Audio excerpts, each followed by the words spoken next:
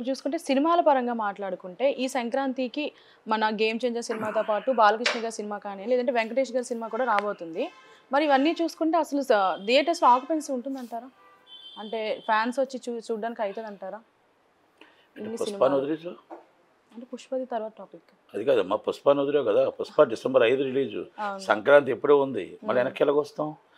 First Pushpa December 5 సినిమాకి all screens and మొత్తం టోటల్గా అన్నీ కూడా వచ్చేస్తున్నాయి.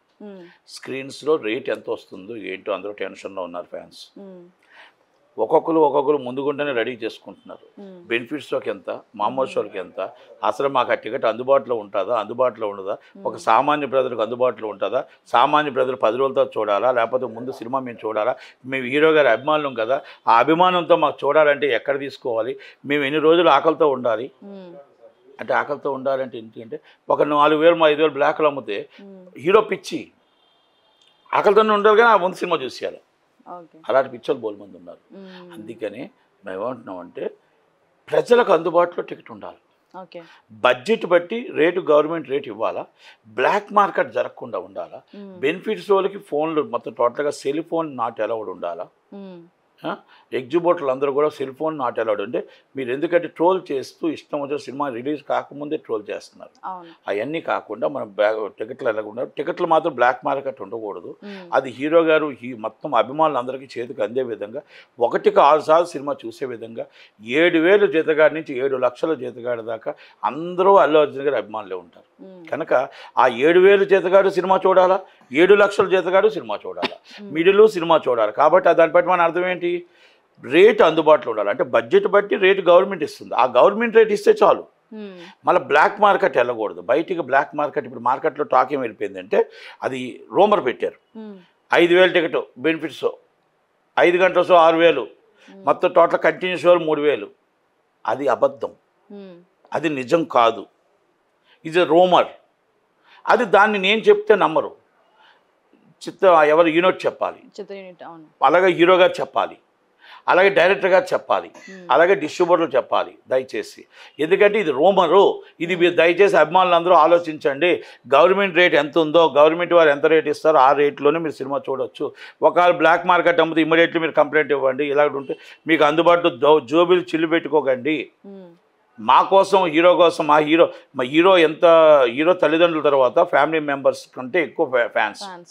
వాళ్ళందరినీ వాళ్ళు ఇబ్బంది పెడితే మనకి వాళ్ళు వచ్చి ఏం చేస్తారు, వాళ్ళ భార్య పిల్లల్ని, వాళ్ళ తల్లిదండ్రులని వాళ్ళని పస్తు పెట్టి మన సినిమాకి వస్తారు. అది కరెక్ట్ కాదు. కనుక హీరో గారు ఎప్పుడు కూడా ఇమ్మీడియట్లీ దానికి ఇన్ఫార్మ్ చేయాలి. కనుక ఇవన్నీ కూడా రూమర్స్ ఉన్నాయి. కనుక ఈ టికెట్స్ అన్ని ఆల్ షోస్ అయిపోతాయి. ఇప్పుడు సినిమా ఎలాగుందంటే హైప్.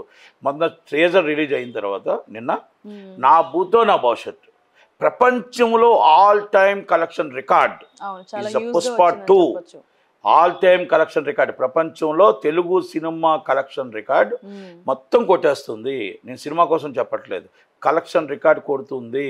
మొత్తం జనాలు అందరూ హీరో గారు ఊహించిన దానికంటే 100 రెట్లు పెరిగిపోయింది.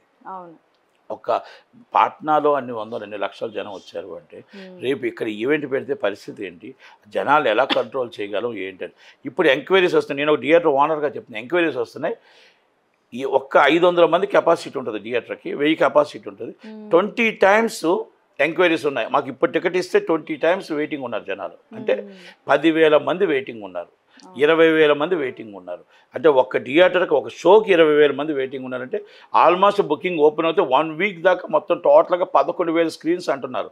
నాట్ ఓన్లీ 11,000 కాదు, 14,000 స్క్రీన్స్ కూడా పడినా ఆశ్చర్యపడాల్సిన విషయం లేదు. అన్నీ పడి మొత్తం 1 వీక్ దాకా ఫుల్స్ అయిపోయి అసలు కలెక్షన్ సినిమా ఎలాగుంటుందని పక్కన పెట్టేసేయండి. నా భూతో నా భవిష్యత్తు ఇది రాత్రి అల్లు అర్జున్ గారికి రాలే. ఒక గంగోత్రి సినిమా నుంచి ఆయన గంగోత్రి తర్వాత ఆయనలో లోపం ఏంటి, ఆ తర్వాత ఎలాగ యాక్టింగ్ చేసి ప్రజలను మెప్పించాలి, అభిమానులు మెప్పించాలి, డిఫరెంట్గా ఒక బన్నీ, ఒక డ్యాన్స్లో, ఒక ఫైట్స్లో, ఒక దువ్వాడ జగన్నాథ్, నా పేరే సూర్య, డిఫరెంట్ మూవీస్, ఒక రేసు గుర్రం, డిఫరెంట్ మూవీస్ చేసుకుంటూ అంచులంచులుగా ఎదుక్కుంటూ వచ్చాడు. ప్లాట్ఫామ్ చిరంజీవి గారు ఇవ్వచ్చు, తండ్రి బాటలో నడవచ్చు, తండ్రి మావయ్య ఇద్దరు కలిపి ఆయన్ని తీసుకురావచ్చు. కానీ ఈరోజు ఇండివిజువల్గా ఎదుర్కొంటూ వచ్చిన వ్యక్తి ఒక ఈరోజు icon star ఐకాన్ స్టార్ అయ్యి ఈరోజు ఇన్ని లక్షలు ఇన్ని కోట్ల మంది అభిమాని అయ్యి ఇన్ని మొత్తం ప్రపంచంలోనే 43 మిలియన్స్ వచ్చేయంటే వ్యూస్ వచ్చేయంటే మాటలు కాదు. అలాంటి అన్నీ కూడా ఎదుర్కొంటూ వెళ్ళిన వ్యక్తి అల్లు అర్జున్. అల్లు రామలింగయ్య గారు మనవడుగా, అల్లు అరవింద్ గారి కొడుకుగా, చిరంజీవి గారి మేనల్లుడిగా ఎక్కడికో వెళ్ళిపోయాడు.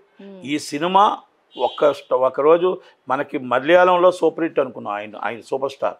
కానీ తెలుగు కాకుండా మలయాళం కాకుండా ఇప్పుడు మొత్తం నార్త్ ఇండియా స్టార్ అయిపోయాడు. అంటే మొత్తం టోటల్గా ఆయన ఏం కావాలో చూసుకుంటున్నాడు. అక్కడ మన నార్త్ ఇండియాకి ఏం కావాలి, మళ్ళీ తమిళనాడులో ఏం కావాలి, కన్నడలో ఏం కావాలి, ఎక్కడ మనం తగ్గిస్తున్నాం, ఎక్కడ మనం ఆ క్యారెక్టర్లో మనం ఎక్కడైనా వాళ్ళకి లోటు చూపిస్తున్నామా అది కవర్ చేద్దాం దీంట్లో. అంటే అందరినీ ఆకర్షించుకునే వ్యక్తి ఇస్ అల్లు అర్జున్ గారు. పార్టీలు డిఫరెంట్ ఉండొచ్చు, పార్టీలు ఎవరి వాళ్ళకి డిఫరెంట్ ఉంటాయి, ఫ్యామిలీలో ఒక్కొక్క అభిప్రాయాలు ఒక్కొక్కరికి ఉంటాయి, అవన్నీ సపరేట్, దాంట్లో డిఫరెంట్. సినిమా అనేది ఒకటి, సినిమా అనేది మాది సినిమా ఇండస్ట్రీ, సినిమా కులం మాది, సినిమా మతం. మాకు రాజకీయ పార్టీలతో సంబంధాలు ఉండవు.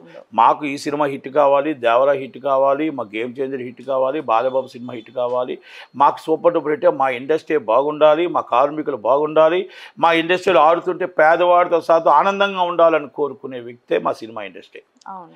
కనుక ఆయన రాజకీయంగా వేరేగా ఉండొచ్చు, చిరంజీవి గారు వేరేగా ఉండొచ్చు, లేకపోతే పవన్ కళ్యాణ్ గారు వేరేగా ఉండొచ్చు.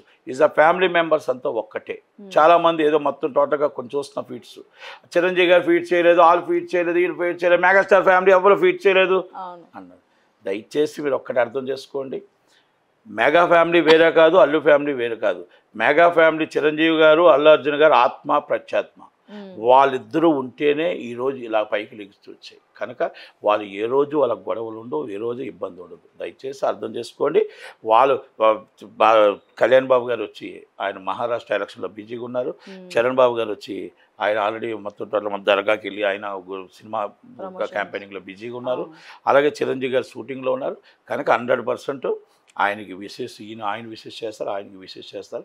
ఇది అందరూ కూడా రాజమౌళి గారు చేశారు, ఆర్జీవి గారు చేశారు, అందరూ చేశారు, వాళ్ళు చేయలేదని కొంతమంది అసంతృప్తి ఉన్న వాళ్ళందరికీ చెప్తున్నా, ఫ్యాన్స్గా మీరు మాత్రం దయచేసి ఇవన్నీ అపార్థాలు చేసుకోకండి. వాళ్ళ ఫ్యామిలీ అందరూ గట్టిగా అందరూ కలిసే ఉంటారు, ఉండబోతున్నారు కూడా. దయచేసి ఒక్కటి అనుకోకండి.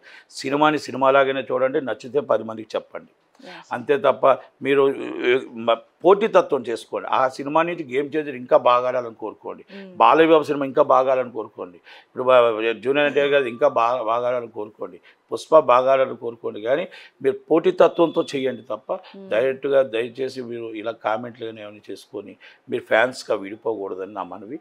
మీరు అన్నీ చేసేటప్పుడు హీరో గారు ఎంత ఎక్కువ, మీ భార్య, మీ పిల్లలు, మీ తల్లిదండ్రులు కూడా అంతే ఎక్కువ. రేపు ఉదయం మీరు ఏమైనా ఇటు అటు ఘర్షణలు పెట్టుకొని ఇద్దరు మీకు రేపు ఏమైనా పోలీస్ స్టేషన్లో కేసు అయినా, లేకపోతే ఇంకో చిన్న ఇబ్బంది అయినా, మీకు చిన్న దెబ్బ తగిలినా బాధపడేది హీరో గారు ఎంత బాధపడతారో మీ కుటుంబం కూడా బాధపడుతుంది, మీకు ఆ మచ్చ మీ పిల్లల మీద పడుతుంది. కాబట్టి దయచేసి హీరో గారికి అవమానం తేవద్దు. అలాగే మీరు ఎవరికి కూడా మీ భార్య పిల్లలు కూడా ఎక్కడ ఇబ్బంది కలగకుండా ఫ్రెండ్లీగా సినిమా చూడండి, ఫ్రెండ్లీగా సినిమా చూసి అందరూ అన్నదమ్ముల్లాగా ఉండి అందరూ చక్కగా ఉండమని నా మనవి, నా రిక్వెస్ట్. దయచేసి ఎక్కడా కూడా ఏ విభేదాలు ఉండవు. Cinema super duper hit.